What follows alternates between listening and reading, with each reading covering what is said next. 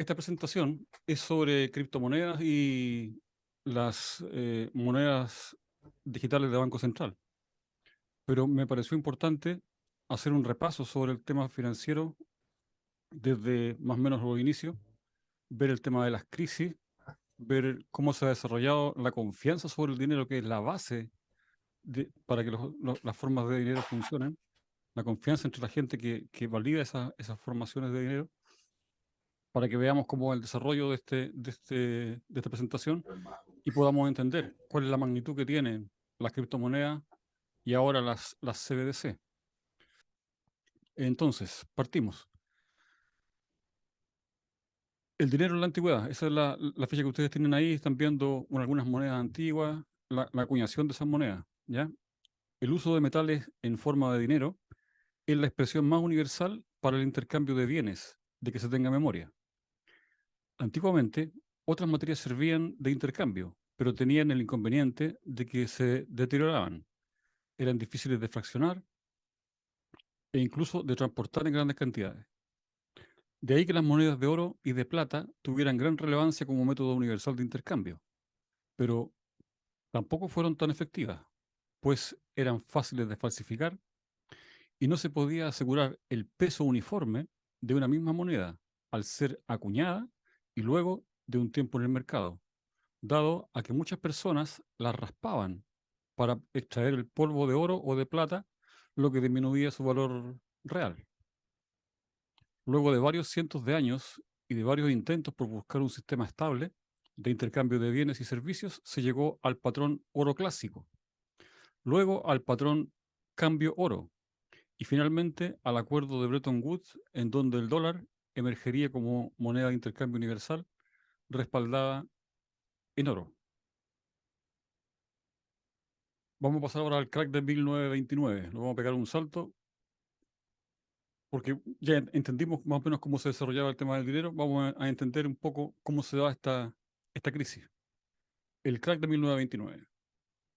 Ante la pujante economía que vivía Estados Unidos en los años 20, luego de la Primera Guerra Mundial, las entidades bancarias empezaron a emitir créditos de consumo de forma masiva, lo que impulsó la generación de nuevas empresas y servicios en un círculo vicioso de deuda y consumo.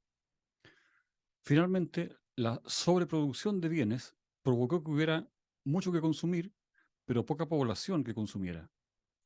Si a esto le sumamos que gran parte de la población que adquirió esos préstamos de dinero los invirtió en la bolsa, debido a las facilidades que los mismos corredores de bolsa les dieron, junto a las grandes y pequeñas empresas, a causa del empuje al alza que se estaba viviendo en la industria norteamericana, léase Dow Jones, y que veían ilusoriamente que esta alza sería eterna, y además la nula regulación del Estado o simplemente la vista gorda ante estos temas. La burbuja estaba servida. En un punto, la bolsa se desploma por falta de confianza en los resultados en una etapa determinada del movimiento especulativo y crea un efecto dominó en la economía de Estados Unidos y mundial. Entonces, como pueden ver ahí, a partir de 1925 se da el auge de estas ganancias sobre el Dow Jones y empiezan a subir las cotizaciones, pero luego se da el año 29, en donde se produce un crack, una caída masiva en las pérdidas, y las pérdidas siguen cayendo hasta 1932. Y eso es lo que vamos a ver ahora un poquito más explicado. El Dow Jones, este es un gráfico de 1929 a 1933. El Dow Jones mide el desempeño de las 30 mayores sociedades anónimas que cotizan en el mercado bursátil de Estados Unidos. Posteriormente, después del crack, ¿cierto? El pánico afecta a los bancos cuando sus clientes empiezan a retirar los ahorros de sus cuentas, dejan de poder pagar los créditos solicitados y algunos bancos empiezan a declararse en bancarrota. Esto deja a Europa sin las ayudas de Estados Unidos y a Alemania en la absoluta soledad, pagando los costos de la Primera Guerra Mundial, hecho que alimenta el nacimiento del nacionalsocialismo.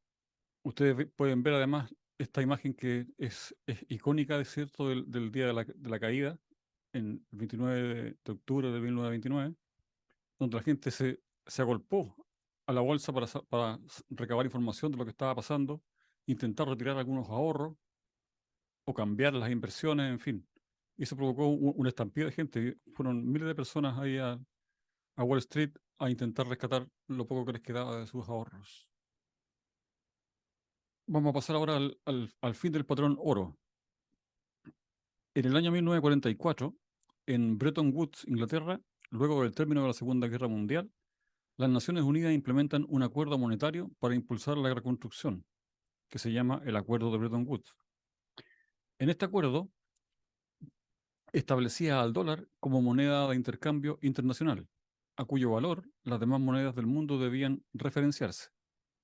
Por su parte, los Estados Unidos respaldaban la emisión de dólares en oro y hacían intercambiable el dólar por su correspondiente precio en oro a los países que lo solicitaran. ¿Qué se entiende de esto?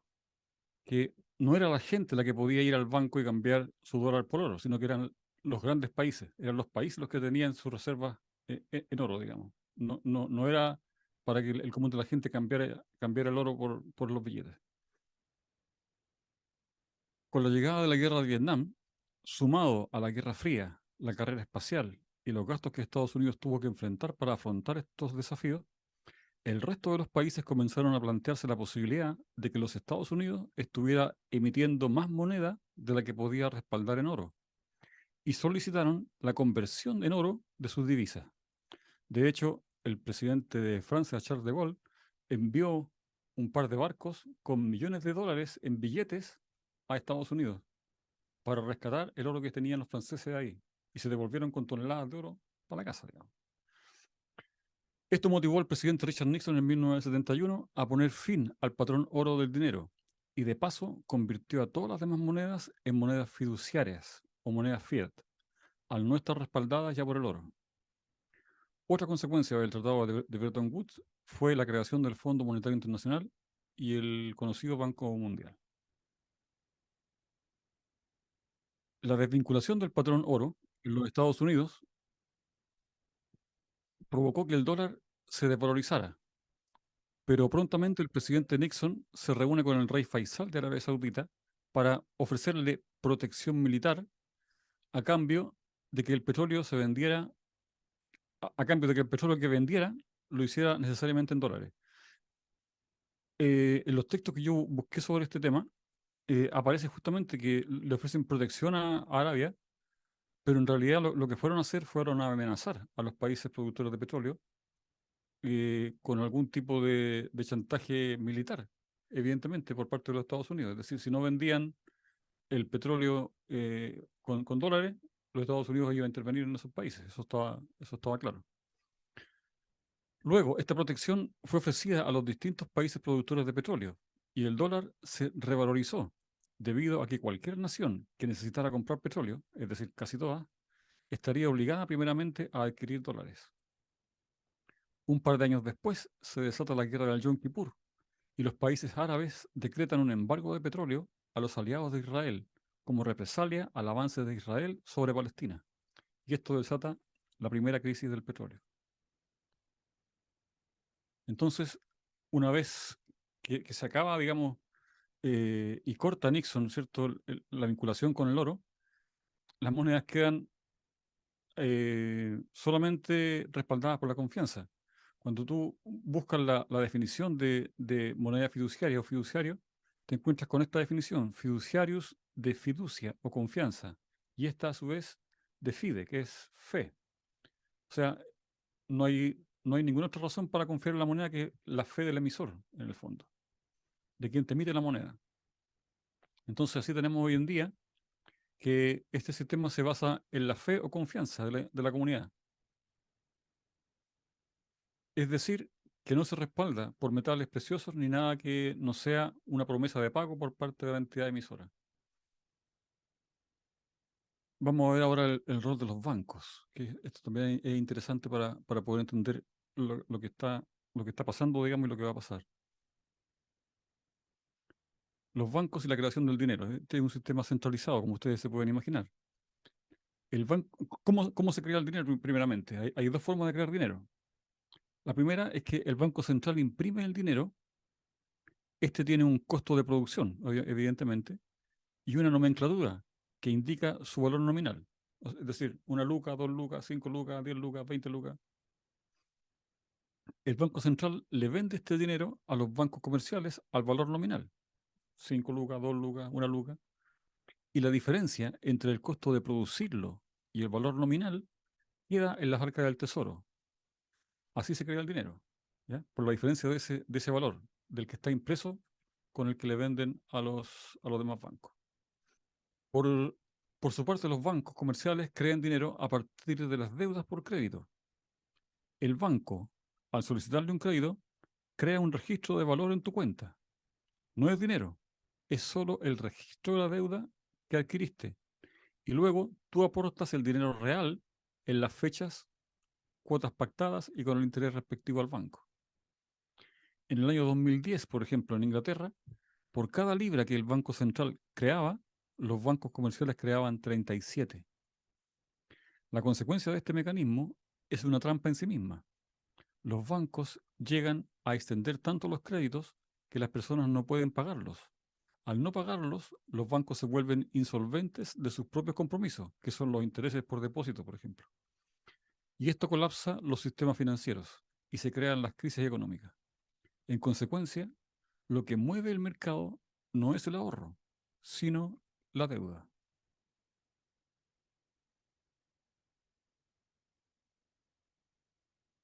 Otro punto importante a destacar ya de la operativa de los bancos es su modelo centralizado.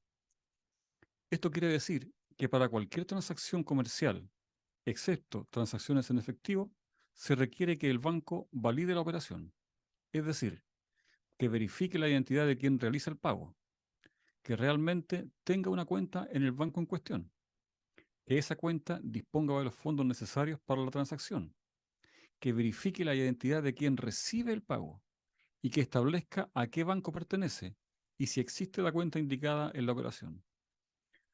Estas transacciones además son cobradas a cada cliente de los bancos y pueden suponer un alto costo en situaciones determinadas como los envíos de dinero al extranjero, por ejemplo. Aquí me voy a tener un poquito para explicarles un poco lo que significan estos tres tipos de gráficos. Un banco funciona como la imagen que ustedes tienen a su izquierda. Una red centralizada, es decir, todos los contactos con los demás usuarios del banco parten a través del banco. No hay relación entre ellos, finalmente. Una red descentralizada es una red que tiene diferentes polos céntricos que pueden estar conectados entre sí, pero que los nodos más pequeños no se conectan. Y una red distribuida es una red en que todos los nodos indistintamente están conectados. ¿Ya? Como para entender, digamos, la red centralizada sería el banco, supongamos. La red descentralizada sería el banco y sus sucursales, pongámosle así, para distribuirlo por zonas geográficas, etcétera. Y la red distribuida es una red individual, digamos. No hay un eje central que disponga las cosas, sino que se maneja por sí misma. Bien, aquí parte la historia interesante, digamos. Es año 2008 y aparece Satoshi Nakamoto. Ustedes seguramente no han escuchado este nombre, pero está muy relacionado con las criptomonedas, porque es un seudónimo usado por la persona o grupo de personas que crearon el protocolo de Bitcoin y su software de referencia. No se sabe quién es finalmente Satoshi, nadie lo conoce, no se sabe si es un grupo de hackers, de gente vinculada con la criptografía, no se sabe quién es. Pero presentó un documento y dejó establecidas las bases para que el Bitcoin se creara. En 2008, Satoshi Nakamoto plantea las bases del Bitcoin y el blockchain, o dicho sencillamente, la creación de dinero digital a base de bits, en una lista de correos de criptografía, adjuntando un archivo PDF que describe el sistema y cómo lo ha pensado, además de unas líneas de código para el desarrollo de la idea. Y esta es la publicación real de Satoshi el año 2008. Ahí ustedes pueden ver la fecha, octubre 31 de 2008. Adjunta además, ahí sale http bitcoin.org, bitcoin.pdf. Ese es el documento en donde explica, ¿cierto?, cuáles eran las cosas que debían suceder para que se implementara este sistema de dinero electrónico.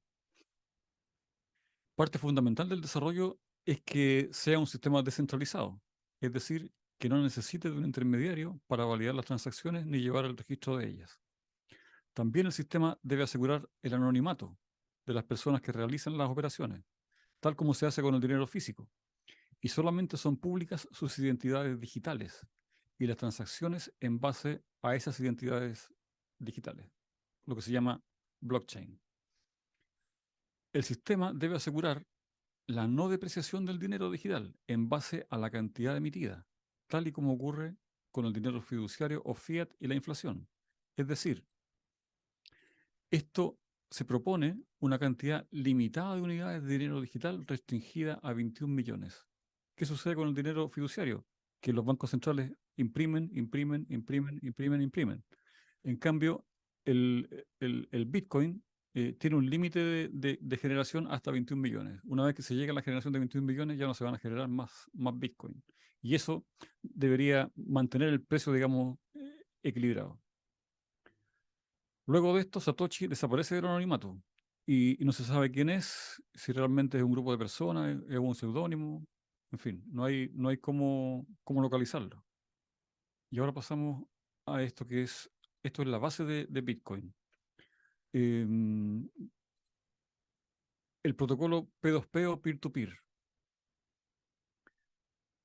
El protocolo P2P se basa en un sistema denominado P2P, que es un sistema descentralizado, como por ejemplo lo de los clientes de archivos torrent, que se utilizaban hace algún tiempo para descargar música o películas mayormente, y que consistía en que en una red de usuarios los archivos se fragmentaban para poder descargar las diferentes partes del contenido que se necesitara, desde diferentes ubicaciones pertenecientes a otros usuarios.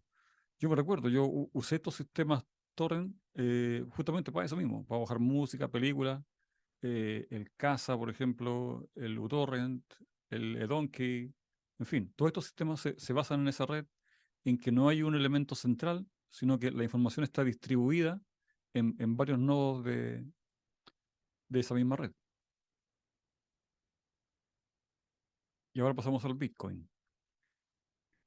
El Bitcoin finalmente es un sistema descentralizado, basado en lo que les decía recién, el protocolo peer-to-peer o P2P, que asegura el completo anonimato.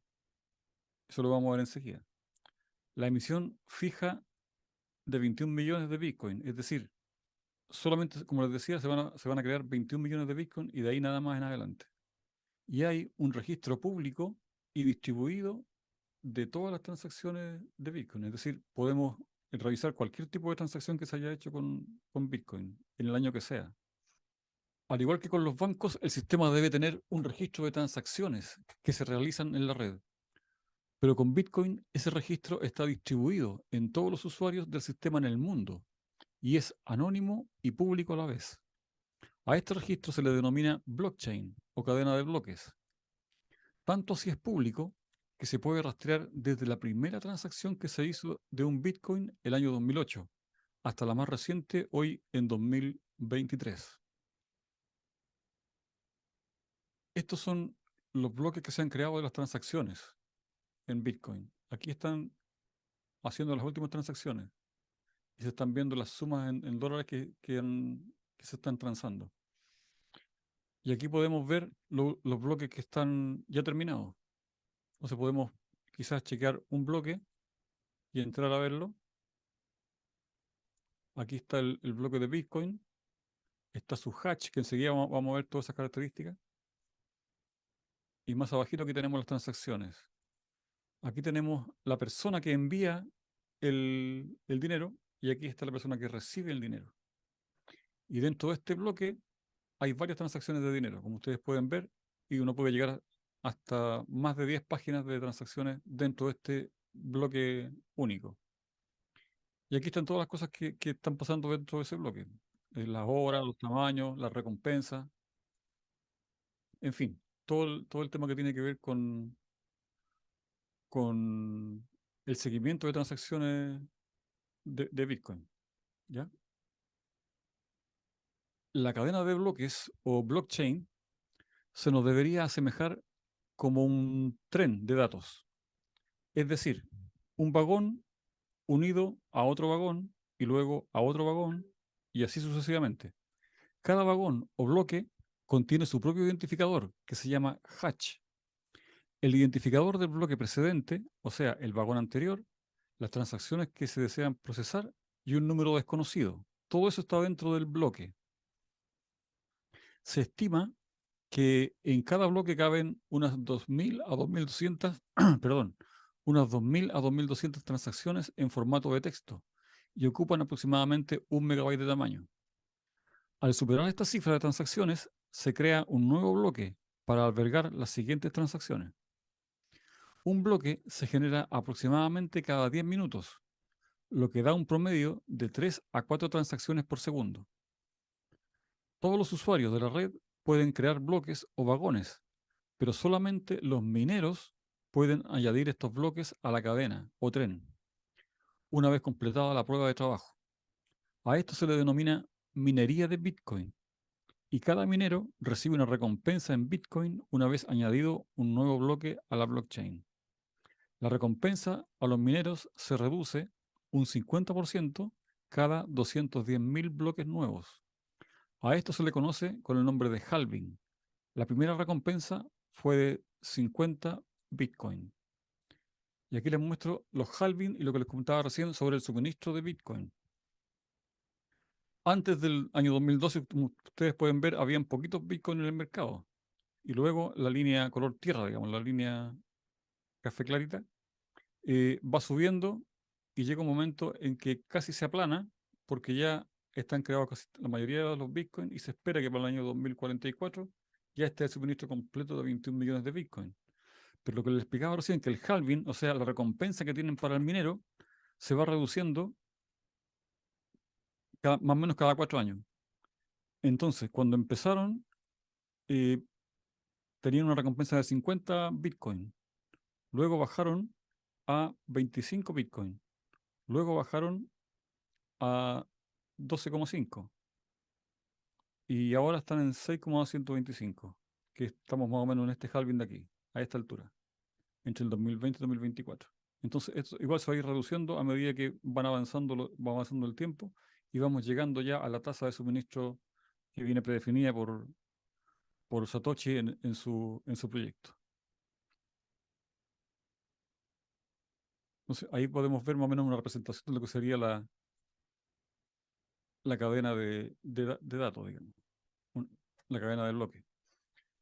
Una vez verificada la prueba de trabajo por el minero, este debe enviarla a todo el grupo de minería para ser aprobada. Hecha la verificación, es escrito el nuevo bloque en la blockchain y se vuelve público e inalterable. ¿Por qué se vuelve inalterable? Porque ese dato que se agrega a la blockchain está repartido en todos los usuarios del mundo. Si quisiéramos hacer una mala jugada o intentar robar bloques o pagar 2 veces con los mismos Bitcoin, tendríamos que cambiar ese dato luego de la prueba de trabajo, que ya se las voy a explicar, en todos los equipos que estén conectados en el mundo a través de Bitcoin, de la blockchain. Y eso es una tarea, digamos, imposible de hacer. Vamos a pasar ahora al cifrado y la estructura de los bloques, para que se pueda entender quizá un poco mejor. Esta es una cadena de bloques que indica un bloque, el verde, por ejemplo, que es el bloque anterior, y el bloque azul es el bloque que se está creando ahora. Entonces, en el bloque azul está la información del hash del bloque anterior, que es el X. Entonces, se está creando el bloque Y y se está procesando su hash, pero él ya tiene contenido dentro el bloque anterior. Por consiguiente, hace alusión al bloque anterior. Y el bloque anterior, el X, hace alusión también al hash del bloque anterior. Y así sucesivamente hasta el primer bloque que se minó en los años 2008. Ahora, viendo el tema del el cifrado de hashing, ¿qué quiere decir? Que las plataformas de blockchain usan algoritmos criptográficos para cifrar cada transacción y cada bloque. El algoritmo SHA-256 convierte un archivo de cualquier tamaño en una secuencia única de 256 bits. Entonces, tenemos acá en el sector celeste lo que sería el contenido o el archivo. Tendríamos al medio en amarillo el algoritmo y finalmente en rosado estaría el hash, o sea, el resultado de hacer todo este proceso de encriptar esa información y volverla compatible con un hash. Cada bloque contiene, como les decía yo, el identificador llamado hash. Y este hash no es nada más que la representación, la encriptación del texto de los datos de la transacción. Es decir, se convierte en un grupo de datos codificados. Dentro de la transacción, como les decía, iban el dato, ¿cierto?, de quien solicita la transacción, quien la recibe, la hora en que ejecutó eso, la recompensa para el minero, el hash anterior, todo eso va encriptado dentro dentro de ese módulo. Y además, como les decía, ese número secreto, ese número que no sabemos cuál es y que más adelante se lo voy a explicar. Entonces, como les decía, cada bloque contiene un identificador llamado hash. Y este hash no es más que la encriptación del texto de los datos de las transacciones. Es decir, se convierte en un grupo de datos codificados. La prueba de trabajo consiste en la resolución de un cálculo matemático para poder validar un bloque. Satoshi predefine que el inicio de los hashes debe estar constituido por una cantidad determinada de ceros y que estos cambian cada 2016 bloques. Entonces, para generar un hash que sea válido para un bloque, es necesario agregar un número aleatorio, un número desconocido, al contenido del bloque, aparte de las transacciones, el hash anterior, la fecha, la recompensa del minero, etcétera, que dé como resultado la cantidad determinada de ceros del del nuevo hash. Eso lo vamos a ver enseguida. Entonces, lo que yo les decía recién, aquí tenemos la posibilidad de hacer un hash. Yo voy a hacer un hash cortito para que se pueda entender el procedimiento. Por ejemplo, voy a escribir hola. Y lo que hace la encriptación es convertir ese hola en una serie de códigos y letras, ¿ya? Que también podemos volver a descifrar. Si yo copio el hash creado, por ejemplo, lo copio aquí y me voy a esta otra página y lo pego, yo puedo desencriptar lo que está indicado en ese hash, que es la palabra hola. ¿Se dan cuenta? Pero si yo intento hacer algo más con ese hash, es decir, por ejemplo, hola mundo, y escribo la palabra mundo, el hash anterior ya no sirve, no es igual. Fíjense bien, si yo escribo ahí, cada vez que voy quitando la letra, ese hash va cambiando, ¿se dan cuenta? Va cambiando la parte de abajo. Si yo quisiera agregar aquí, por ejemplo, un número uno, cambia todo el hash, no solamente el inicio o el final. Por consiguiente, lo que pide Satoshi es que aquí debería ir la transacción, ¿cierto? Debería ir el nombre, aquí la dirección de entrega, etcétera, la dirección de salida, la cuota para el minero, etcétera. Y más encima, un número que desconocemos al final. Una serie de números que desconocemos. Y Satoshi pide además que el inicio de ese hash debe contener varios ceros aquí adelante. Entonces, lo que tiene que hacer el minero es encontrar qué número, haciendo una prueba de varios números, le da al inicio del hash varios ceros. Y como ustedes pueden ver, no es una tarea fácil de hacer, puesto que con cada número varía completamente el hash. Por eso se requieren equipos computacionales para resolver este problema matemático que consumen energía y, en fin, que es un trabajo arduo, digamos, de realizar. ¿Ya? Vamos a ir ahora a cómo funciona, ¿cierto? Todo el sistema para que lo puedan lo puedan entender ya con estos conceptos un poco más avanzados. Entonces, ¿cómo funciona finalmente la transacción en Bitcoin? Por ejemplo, Javier abre su wallet y escanea la dirección Bitcoin de Paula. ¿Qué es un wallet? Se preguntarán ustedes. Un wallet es un monedero, es un software digital, un software que tú puedes tener en tu computador o en tu celular para guardar ahí los Bitcoin.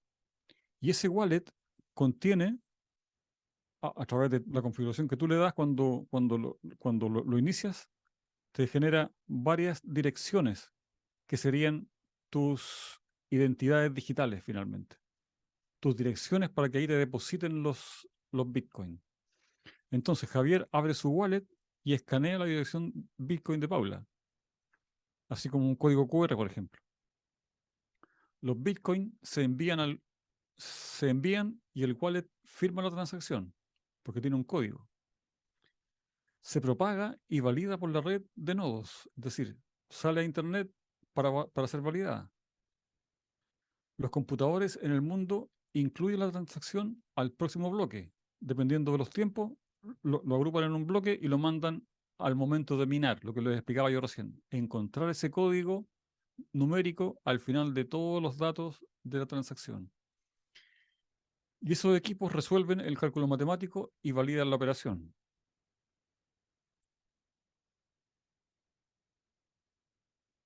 Finalmente, luego se encargan de propagar el bloque por toda la red. Es decir, se creó un nuevo bloque que es válido y se agrega a la blockchain.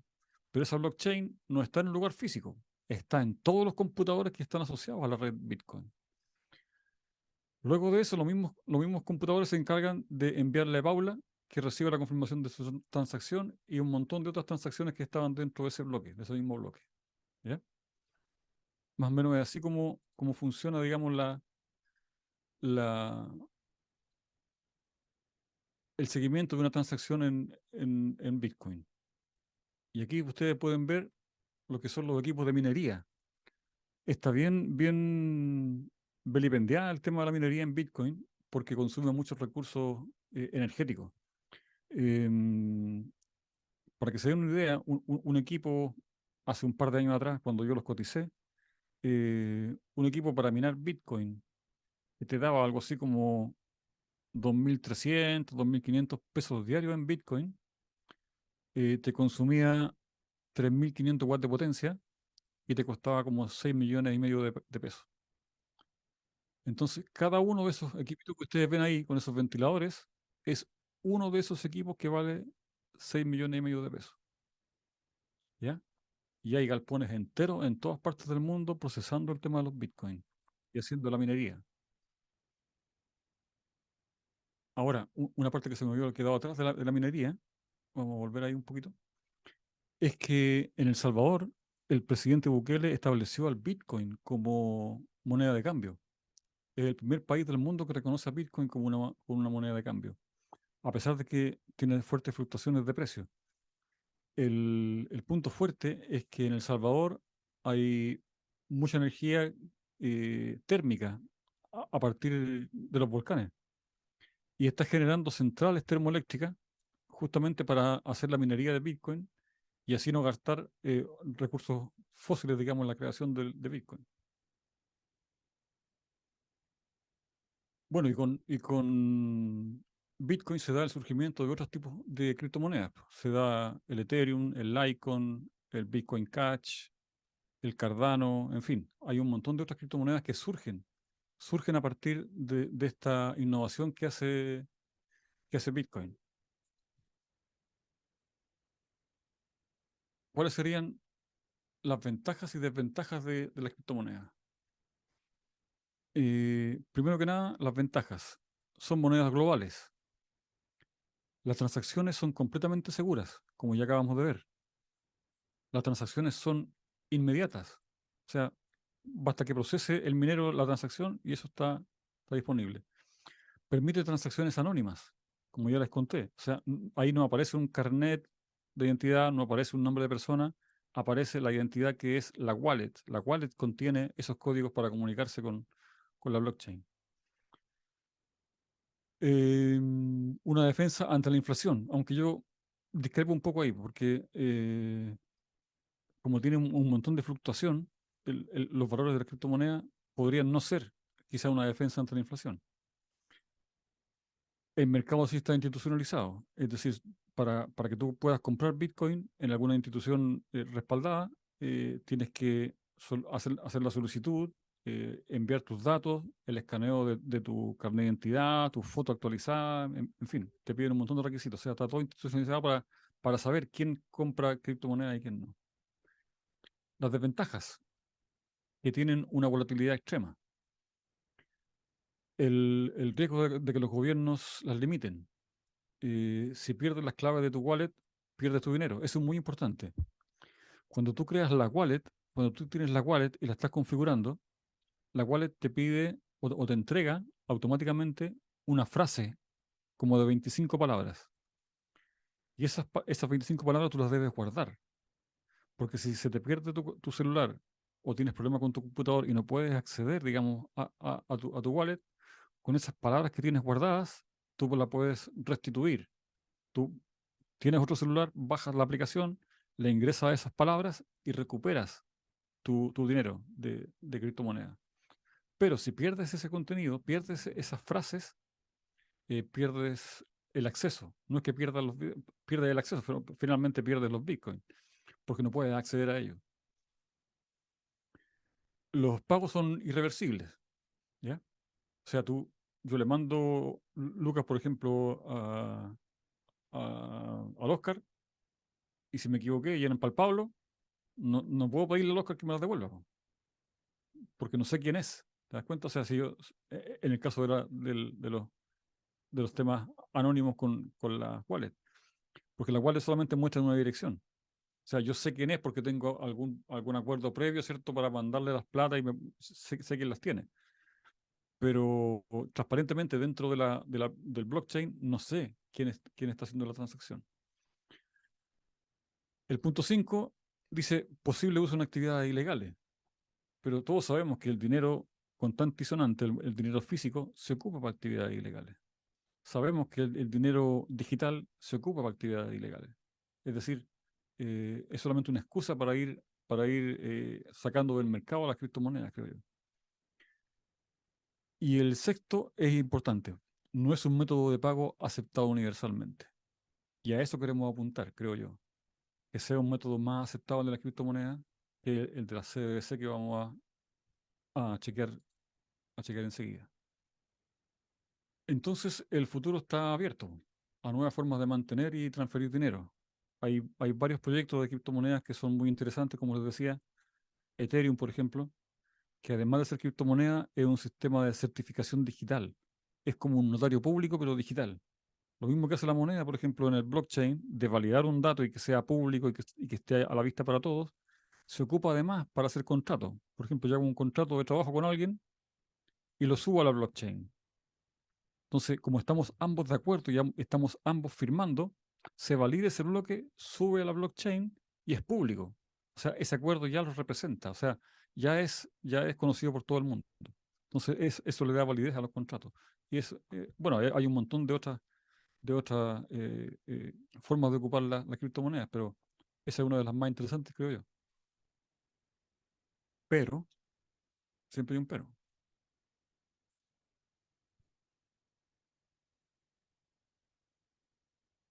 Llegan las monedas digitales de Banco Central.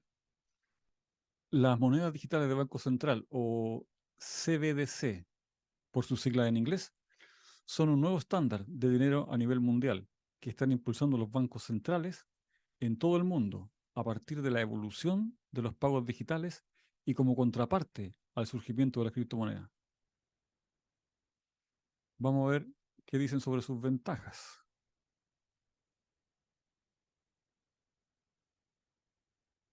Esto lo dice evidentemente el mismo sistema que está promoviendo la CBDC. Factores que impulsan la exploración y adopción de una moneda digital CBDC a nivel global. Reducir el uso de dinero físico. Fíjense, número uno, reducir el uso de dinero físico. Ya el dinero físico es poco y ahora lo quieren reducir más. O sea, están impulsando reducir el dinero quizá a cero. 2, contrarrestar el riesgo de que se utilicen, comillas, monedas privadas para las transacciones.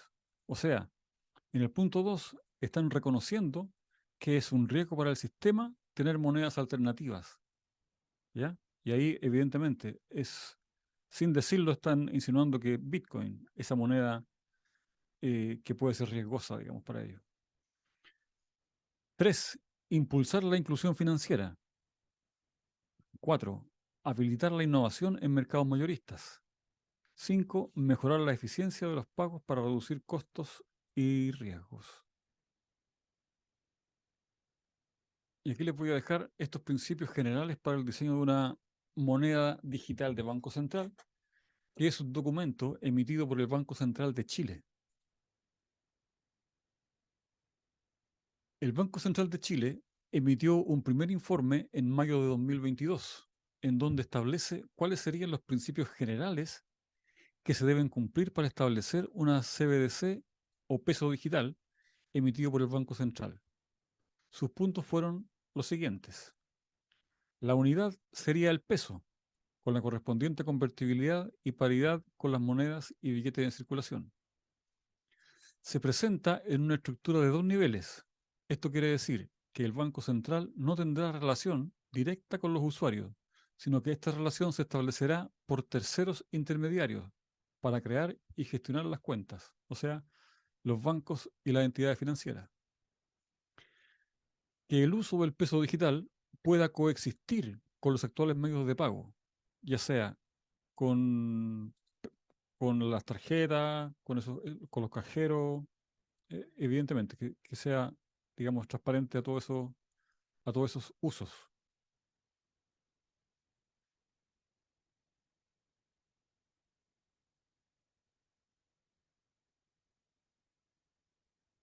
Que debe ser atractivo para el usuario. Y aquí debemos preguntarnos por qué. Que promueva a los actores intermediarios y eliminar los monopolios dentro del sistema. Claro, evidentemente no quieren que sea una sola empresa la que acapare todas las cuentas de los usuarios. Debe funcionar tanto en línea como fuera de línea. ¿Qué significa esto? Que debes poder pagar y comprar independientemente de si tienes señal de internet en tu celular o no, señal de datos. Y velar por la privacidad, pero con trazabilidad de las operaciones. Es decir, un estándar igualitario al de las transacciones de hoy en día vía bancaria. Y altos niveles de ciberseguridad y resiliencia frente a desastres naturales. Es decir, que no pase como pasa con los celulares, que tú hay un terremoto y no te puedes comunicar con nadie. Esto debe ser una plataforma resistente, digamos, para estos acontecimientos.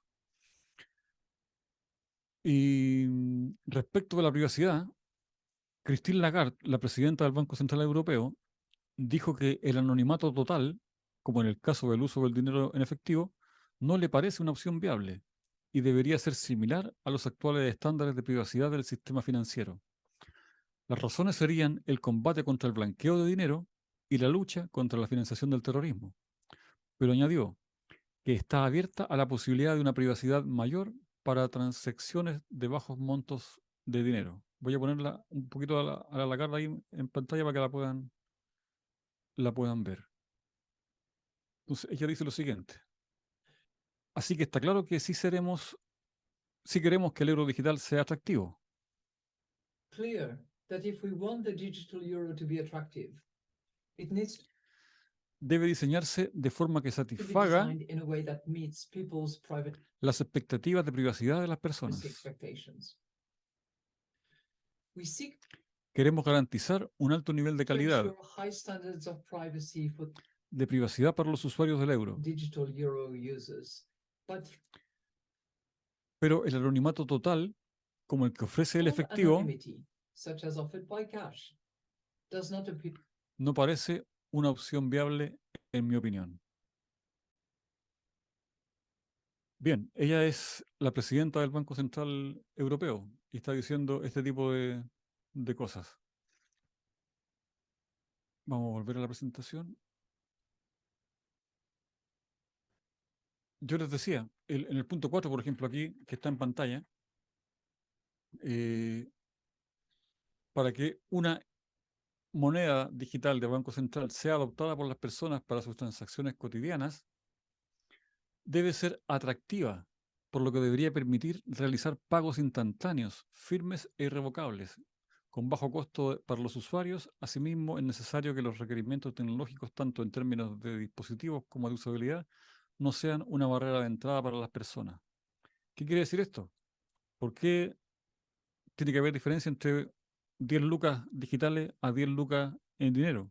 ¿Por qué tiene que haber, por qué tiene que ser atractivo para el usuario? Por lo que les comentaba antes, porque quieren bajar a cero la cantidad de dinero físico que hay en el mercado. Eso, para mí, por lo menos, está más que claro. Otro aspecto importante a destacar es que los pagos en efectivo están bajando en porcentaje comparados con los pagos en línea. Además, el dinero efectivo en circulación es cada vez menos y tiende a cero debido a lo anterior.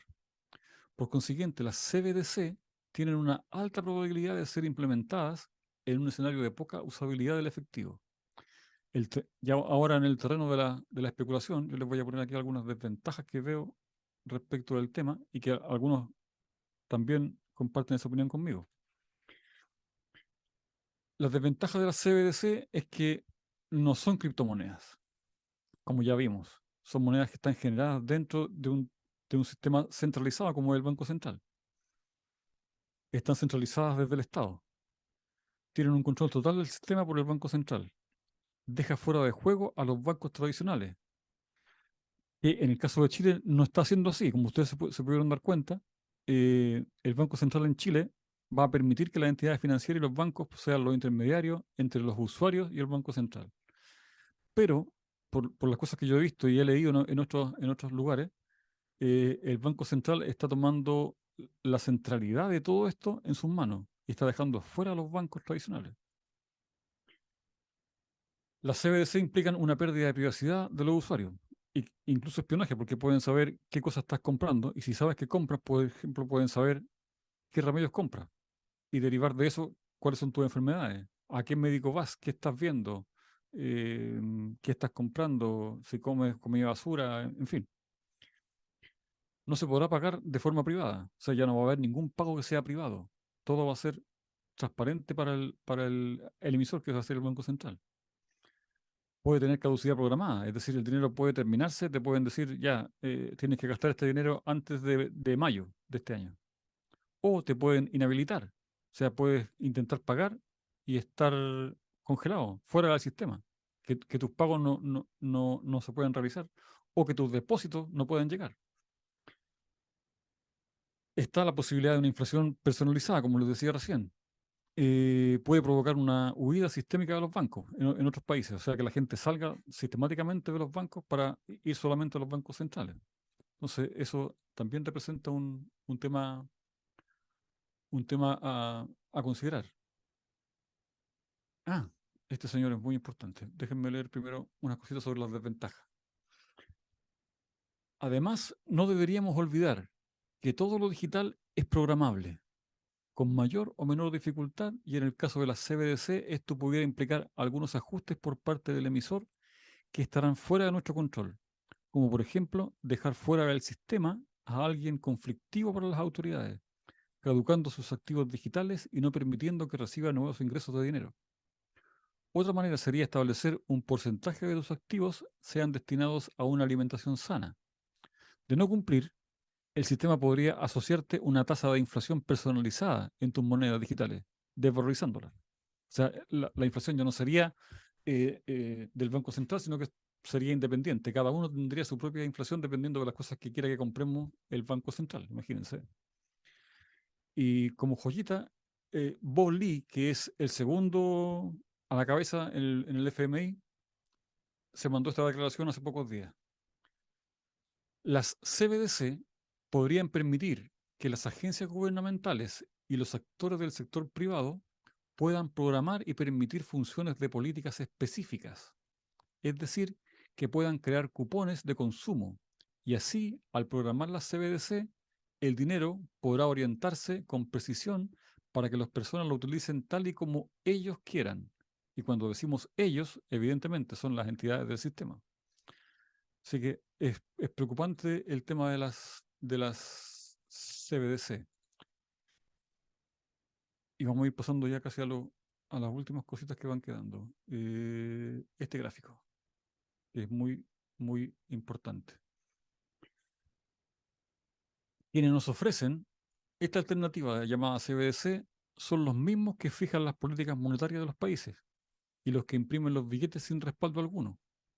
Tanto es así que el 22% de los dólares emitidos hasta la fecha se han impreso solamente en 2020, con la consecuente inflación y problemas asociados. Como ustedes pueden ver aquí en el gráfico, en el año 2002 hasta principios del 2008 era más o menos pareja la tasa de creación de dinero, que abarcaba poco menos de, de 1 millón de unidades.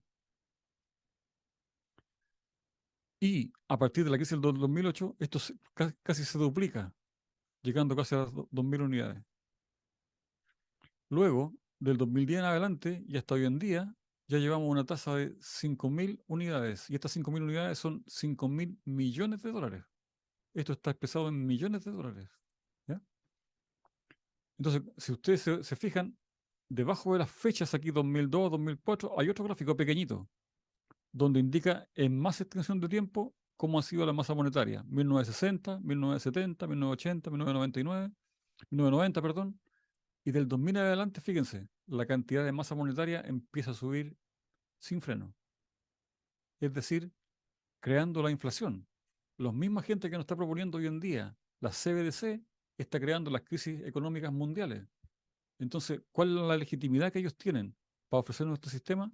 Eso es lo que está en entredicho. Y pasa lo siguiente, fíjense en el gráfico.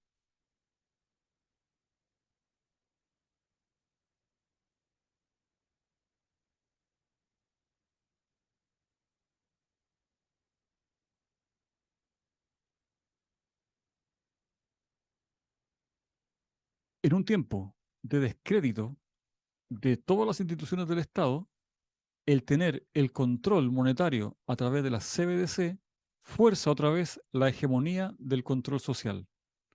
Frente a un sistema centralizado y controlado por el Estado, a uno distribuido, libre, anónimo y seguro. Es por donde, a mi juicio, hay que seguir. Infórmate. Tú eres libre de elegir. ¿Cuál es la debilidad de todo el sistema? Se preguntarán ustedes.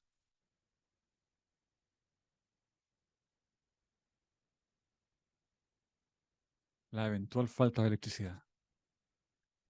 ¿Qué llegaría a pasar si hay un desastre natural que implique falta de electricidad en algún lugar? O quizás en todo un país, como por ejemplo acá en Chile un terremoto. No podríamos tener acceso a la CBDC, a las criptomonedas, a las monedas digitales. Solamente tendríamos como chance el dinero físico, que es justamente lo que ellos quieren eliminar. Entonces, esta presentación quiere hacer conciencia sobre eso, que independientemente de la tecnología que tengamos, si nos faltan los recursos para generar electricidad, no vamos a tener ningún sistema. Y lo que implican las CBDC implican un control social, más allá del que podamos imaginar, más allá. Entonces, la idea es interiorizarse sobre estos temas porque es evidente que la lucha que se está dando hoy en día es una lucha social por prevalecer, pero al estar ligado a una moneda digital del Banco Central y sin efectivo, es el gobierno el que va a poder controlar todo lo que hagamos y no vamos a poder chistar, porque como les decía adelante, quizás ellos te puedan sacar del sistema y te quedas sin dinero y no puedes hacer nada. Y la alternativa, como se veía de recién, era el Bitcoin. Ellos le temen al Bitcoin justamente porque es un sistema paralelo, es universal, es seguro y es anónimo. Entonces, los invito a interesarse sobre los temas y a hacer las preguntas pertinentes. Muchas gracias.